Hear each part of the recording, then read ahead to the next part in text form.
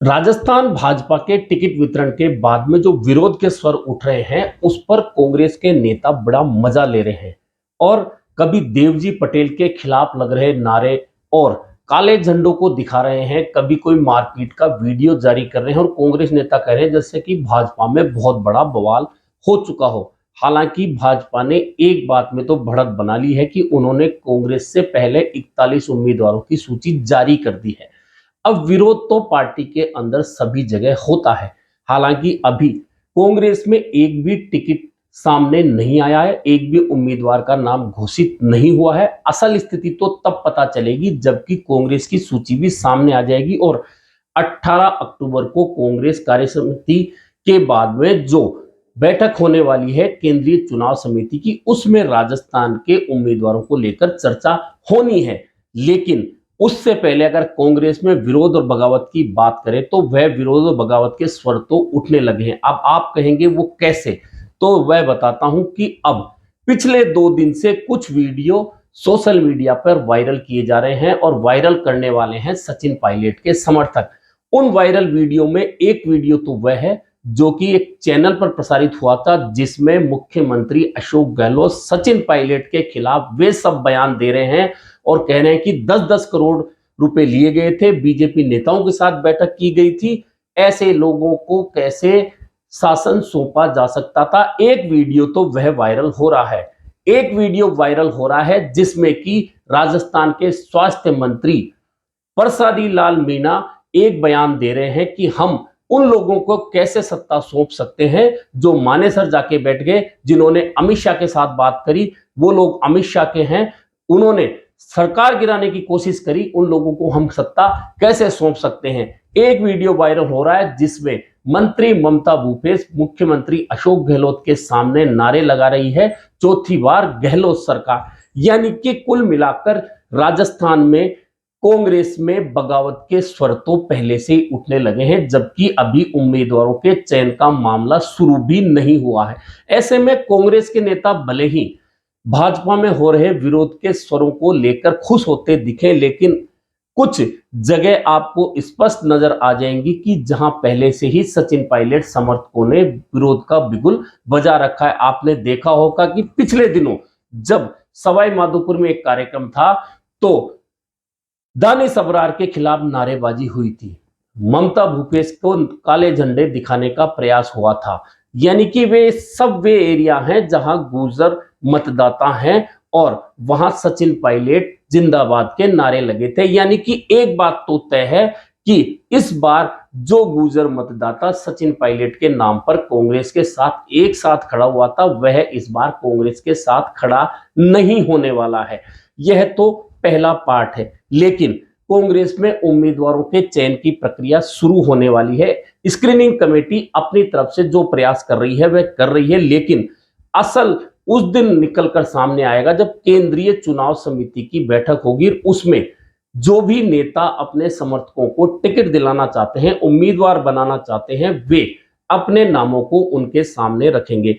अब यहां सवाल यह आ रहा है कि जब केंद्रीय चुनाव समिति से पहले केंद्रीय कार्य समिति की बैठक हुई, उसमें मुख्यमंत्री अशोक गहलोत भी थे, प्रदेश कांग्रेस अध्यक्ष गोविंद सिंह डोटासरा भी थे और सचिन पायलट भी थे, मोहन प्रकाश भी थे, जितेंद्र सिंह भी थे।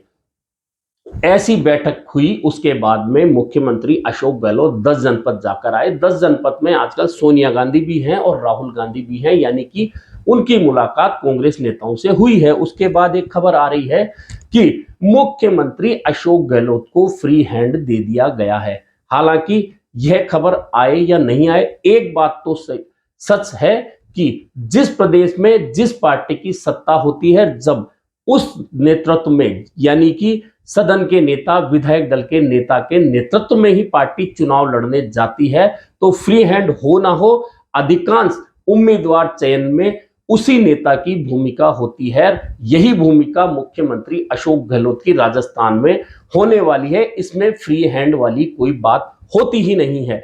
और जब पार्टी विपक्ष में होती है तो यही भूमिका पार्टी का प्रदेश अध्यक्ष निभाता है, जैसे कि 2018 में सचिन पायलट ने निभाई थी। अब यहां महत्वपूर्ण सवाल यह है कि किस नेता को कितने टिकट मिलेंगे या कितने टिकट वह बांट सकता है। तो एक बात तो बहुत स्पष्ट है कि मुख्यमंत्री अशोक गहलोत हैं। पिछली बार वे मुख्यमंत्री नहीं थे, इसके बावजूद सर्वाधिक उनके समर्थकों को टिकट मिले थे। अब वे टिकट अशोक गहलोत ने दिए थे, सचिन पायलट ने दिए थे, दिल्ली आलाकमान ने दिए थे, या किसने दिए थे यह सवाल गौण हो जाता है। लेकिन सचिन पायलट के समर्थकों से ज्यादा टिकट सचिन पायलट की अध्यक्षता में भी मुख्यमंत्री नहीं बनने के बावजूद अशोक गहलोत के समर्थकों को मिले थे। ऐसे में यह सवाल अब यहां गौण हो जाता है कि इस बार किसके समर्थकों को ज्यादा टिकट मिलने वाले हैं। दरअसल अशोक गहलोत राजस्थान की राजनीति में जिस दिन से आए हैं, उन्हें यह पता है कि किस आदमी को किस जगह कैसे क्या काम लेना है, किसे चुनाव लड़ाना है, किसे संगठन में काम देना है, किसे अन्य मैनेजमेंट में काम देना है। यह बात वे बखूबी जानते हैं, करते आए हैं, और इसी मैनेजमेंट के बल पर मुख्यमंत्री 3 बार बनने का रिकॉर्ड अगर वे बना रहे हैं, तो ये उनकी यही मैनेजमेंट क्षमता है कि वे किस आदमी को कहां काम देना है, इस बात को बखूबी समझते हैं। और निश्चित मानिए कि मुख्यमंत्री अशोक गहलोत एक एक सीट पर 3 से 4 विकल्प तैयार रखते हैं नामों के, कि यदि किसी कारण से इस व्यक्ति को, मेरे समर्थक को टिकट नहीं मिला, तो इस दूसरे को मैं दिला के लाऊं, या इस तीसरे को दिला के लाऊं, या इस चौथे को इस जगह सेट करूं। यह कवायद पूरी मुख्यमंत्री होते हुए भी करते हैं और संगठन में होते हुए भी करते हैं। इसका यह कारण है कि वे राजस्थान में कांग्रेस की राजनीति करने वाले नेताओं की कुंडली बहुत अच्छी तरह से जानते हैं। अब बात करें सचिन पायलट की। सचिन पायलट 2018 में प्रदेश कांग्रेस के अध्यक्ष थे। टिकट बांटने का पूरा मैकेनिज्म उनके हाथ में था, क्योंकि वे राहुल गांधी के नजदीकी थे। उनको आलाकमान ने राजस्थान में अध्यक्ष बनाकर भेजा था। उन्होंने टिकट बांटे भी, और जब कांग्रेस जीत कर आई, 99 का आंकड़ा कांग्रेस ने छुआ, तो मुझे पता है, मैंने ये देखा है कि उनके समर्थकों ने और बहुत सारे लोगों ने आइडिया लगाया था कि 40 विधायक, 50 विधायक, 55 विधायक, 60 विधायक सचिन पायलट के हैं। खैर, यह आंकड़ा हर विधायक या हर समर्थक देता है कि हमारे नेता के पास में इतने लोग हैं, लेकिन असल में जब नेता को जरूरत होती है विधायकों की, उस वक्त क्या उनके पास वह आंकड़ा होता है? तभी पता चलता है कि वास्तव में उनके नेता के पास में इतने विधायक थे। तो यह बात आपने 2020 में देख ली होगी कि जब सचिन पायलट को विधायकों की जरूरत थी, तो खुद सहित उनके पास 18-19 का आंकड़ा बच गया था। वहीं आप यह कह सकते हैं कि उस समय सरकार अशोक गहलोत के हाथ में थी, वो मुख्यमंत्री थे, कोरोना था, उन्होंने आने जाने की रोक लगा दी, ऐसे में विधायक वहां नहीं पहुंच पाए थे। ये बात मानी भी जा सकती है। लेकिन उसके बाद में आप याद करिए, 25 सितंबर 2022 राजस्थान में नेतृत्व परिवर्तन करने के लिए कांग्रेस विधायक दल की बैठक बुलाई जानी थी, और 2020 से 22 तक के बीच में करीबन 2.25 साल का वक्त बीत चुका था। उसके समय में, उस दौरान सचिन पायलट के साथ में कितने नए लोग जुड़े और कितने लोग टूट कर गए, यह भी बहुत महत्वपूर्ण विषय था। और आपने देखा होगा कि 25 सितंबर 2022 को जब मल्लिकार्जुन खड़गे पर्यवेक्षक के रूप में और अजय माकन पर्यवेक्षक के रूप में विधायक दल की बैठक बुलाने आए, तब सचिन पायलट के पास में कितने विधायक बचे थे। यानी कि फिर उस समय भी विधायकों का अधिकांश हिस्सा सचिन पायलट के खिलाफ शांति धारीवाल के निवास पर बैठक करने गया था और इस्तीफे देने सीपी जोशी विधानसभा अध्यक्ष के घर पहुंचा था। यानी कि इस दौरान भी सचिन पायलट के पास में विधायकों की संख्या पर्याप्त नहीं हो पाई थी कि वह विधायक दल की बैठक बुलाकर नेता या नेतृत्व परिवर्तन की बात करवा सके पर्यवेक्षकों के हाथों। यह एक बड़ी विषय है।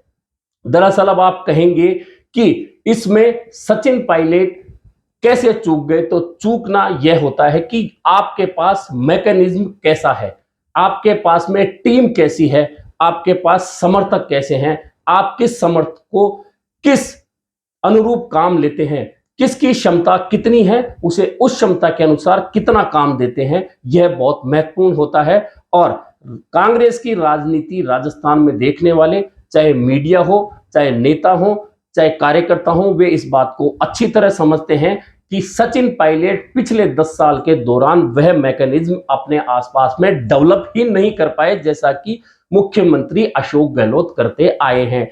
और यही चूक है कि उन्होंने प्रदेश अध्यक्ष होते हुए अधिकांश टिकट बांटे, लेकिन जब विधायकों की जरूरत उन्हें पड़ी तो चाहे जुलाई 2020 हो चाहे सितंबर 2022 हो, दोनों ही बार उनके पास में विधायकों की संख्या 17, 18, 19 से आगे निकल ही नहीं पाई। यानी कि यहां आदमी की पहचान और मैनेजमेंट की कमी सचिन पायलट के आसपास हमेशा नजर आई।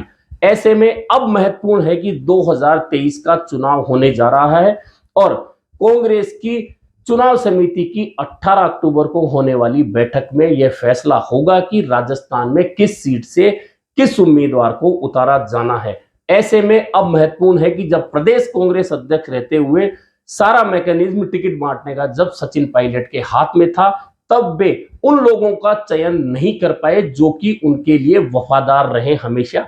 तो क्या इस समय उनके पास में इतने लोग होंगे जिनको कि वे चुनाव लड़ा सकते हों? क्या उन्होंने इतनी तैयारी करी है? वे अपने वफादार समर्थकों को परख पाए हैं? यह बात तब निकल कर आएगी जब कांग्रेस में टिकट वितरण होगा और उम्मीदवारों की सूची बाहर आने लगेगी। यह सब कुछ इसलिए इंपॉर्टेंट है, अशोक गहलोत के लिए तो इंपॉर्टेंट इसलिए है कि पहली बार वे राजस्थान में सरकार रिपीट कराने के लिए इतना प्रयास कर रहे हैं। और यदि वे सरकार भले ही रिपीट ना करा पाए, यदि वे एक अच्छा खासा आंकड़ा लेकर विपक्ष में आ पाए, तो भी वे ये कह सकेंगे कि हां मैंने मेरा प्रयास किया। लेकिन यदि अब अपने वफादार और नजदीकी लोगों को, जो वास्तव में सचिन पायलट के नजदीकी रहे, हमेशा उनके प्रति वफादार रहे, ऐसे लोगों को सेलेक्ट करके यदि सचिन पायलट टिकट दिलाने में नाकामयाब रहे, तो निश्चित मानिए जो 23 से 28 का समय होगा वह सचिन पायलट के लिए इतना आसान नहीं होगा राजनीति में, क्योंकि पार्टी विपक्ष में आ चुकी होगी जैसी कि संभावनाएं लग रही है। ऐसे में दोनों नेताओं का, क्योंकि अन्य नेता भी हैं जो अपने समर्थकों को टिकट दिलाएंगे, जिनमें सीपी जोशी भी हैं, हरीश चौधरी भी हैं, जितेंद्र सिंह भी हैं, लेकिन उन समर्थकों को टिकट दिलाने की संख्या बहुत सीमित और कम होगी। लेकिन मुख्य चीज यही देखी जाएगी कि अब मुख्यमंत्री अशोक गहलोत के मुकाबले सचिन पायलट टिकट वितरण में आकर कहां ठहर पाएंगे, क्योंकि यह ठहराव ही उनके लिए 23 से 2028 तक का सबसे महत्वपूर्ण समय होगा, क्योंकि नेता का गोल्डन समय बार बार लौट कर नहीं आता। और सचिन पायलट को जब प्रदेश कांग्रेस अध्यक्ष बनाकर राजस्थान में भेजा गया था और उनके नेतृत्व में जब पार्टी ने चुनाव लड़ा था, उसके बाद से लेकर अब तक के समय में बहुत परिवर्तन आ चुका है, परिस्थितियों में परिवर्तन आ चुका है। ऐसे में देखना महत्वपूर्ण होगा कि जिस तरह से सचिन पायलट समर्थक अभी से अशोक गहलोत के खिलाफ माहौल बनाने के लिए वीडियो जारी करने लगे हैं। जिस दिन सचिन पायलट को हटाया गया था, उनके साथ विश्वेंद्र सिंह, रमेश मीणा को हटाया गया था, गोविंद सिंह डोटासरा को प्रदेश अध्यक्ष बनाया गया था, वो वीडियो भी जारी कर रहे हैं और एक तरह से कांग्रेस के खिलाफ माहौल तैयार करने में लगे। ऐसी परिस्थिति में क्या सचिन पायलट अब भी अपने खास वफादार समर्थकों को टिकट दिला पाएंगे? लेकिन इससे भी महत्वपूर्ण यह है कि क्या वे अपने वफादार समर्थकों को अब तक पहचानने में सफल हुए हैं, या फिर 2018 की तरह उनके आसपास प्रोजेक्ट किए गए लोग, या जिन लोगों को अशोक गहलोत के यहां जगह नहीं मिली, वे लोग जो सचिन पायलट के यहां आ गए हैं, उन लोगों को टिकट दिलाने में सचिन पायलट अभी संभव है कि दिला पाएंगे, या फिर 2023 से 28 का वह समय जो काफी मुश्किल भरा होने वाला है राजस्थान में कांग्रेस के लिए। ऐसे समय में अशोक गहलोत के सामने सचिन पायलट किस स्थिति में आ पाएंगे, यह देखना काफी महत्वपूर्ण होगा।